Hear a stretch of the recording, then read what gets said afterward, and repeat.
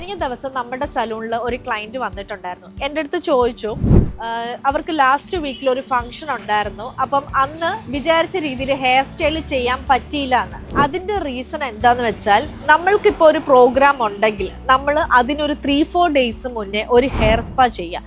കാരണം നമ്മൾക്ക് അത്യാവശ്യം ഓയിലി ആയിട്ടുള്ള സ്കാൽപ്പ് ആണെങ്കിൽ നമ്മൾക്ക് പ്രോഗ്രാമിൻ്റെ അന്ന് ആ സ്കാൽപ്പിലെ ഓയിൽ അങ്ങനെ തന്നെ നിൽക്കും. നമ്മൾ എത്ര ഷാംപൂ ചെയ്താലും പോവത്തില്ല.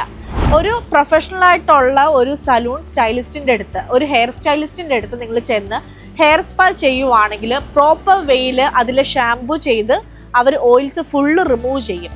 എന്നിട്ട് നമ്മുടെ ഫങ്ഷൻ്റെ ജസ്റ്റ് തലേന്ന് തന്നെ നിങ്ങൾക്ക് സെൽഫായിട്ട് ഷാംപൂ വാഷ് ചെയ്താൽ മതി. നമ്മൾ വിചാരിക്കുന്ന രീതിയിലുള്ള ഏത് ഹെയർ സ്റ്റൈലും നമ്മൾക്ക് ആ ഫംഗ്ഷൻ ഡേയിൽ ചെയ്യാൻ പറ്റും.